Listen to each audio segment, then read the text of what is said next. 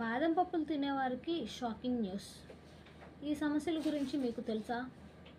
బాదం పప్పులు తినడం వల్ల శరీరానికి అవసరమైన పోషకాలు లభించే అవకాశం ఉంది. అయితే ఎక్కువగా బాదం పప్పులు తింటే కొన్ని నష్టాలు అయితే ఉంటాయి.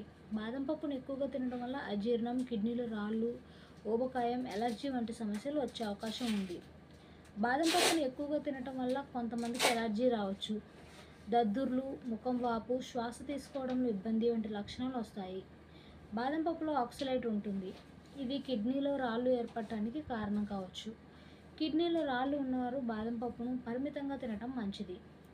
బాదం పప్పును ఎక్కువగా తినటం వల్ల జీర్ణ సమస్యలు రావచ్చు. కడుపు ఉబ్బరం, గ్యాస్, కడుపు నొప్పి వంటి సాధారణంగా కనిపిస్తాయి. బాదం పప్పులో క్యాలరీలు ఎక్కువగా ఉంటాయి కాబట్టి ఎక్కువ మోతాదులో తినటం వల్ల ఊబకాయం వచ్చే అవకాశం ఉంది. బాదం పప్పులో ఫైబర్ అధికంగా ఉంటుంది. ఇది మలబద్ధకం సమస్య ఉన్నవారికి మరింత ఇబ్బంది కలిగిస్తుంది. కొన్ని బాదం పప్పులు సయనైడ్ను ఉత్పత్తి చేస్తాయి, కానీ సాధారణంగా ఇది హానికరం కాదు. అయితే ఎక్కువ మొత్తంలో బాదం పప్పును తినటం వల్ల సయనైడ్ విషపూరితం కావచ్చు.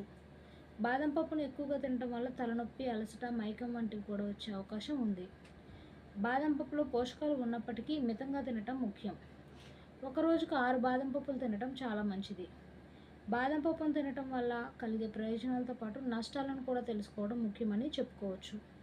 చర్మంపై దురద, ఎర్రటి మచ్చలు, శ్వాసకోశ సమస్యలతో బాధపడేవారు బాదం పప్పును ఎప్పుడూ తినకూడదు. బాదం పప్పు తినటం వల్ల ఈ సమస్యలు తీవ్రమయ్యే అవకాశం ఉంది.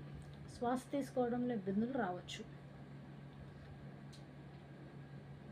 సొరకాయతో స్వర్గం లాంటి ఆరోగ్యం.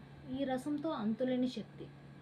సొరకాయ రసం ఆరోగ్యానికి మేలు చేకూర్చే ఒక సహజమైన ఔషధం. పిల్లలతో పాటు పెద్దలు తరచూ సొరకాయను తినడానికి ఇష్టపడతారు.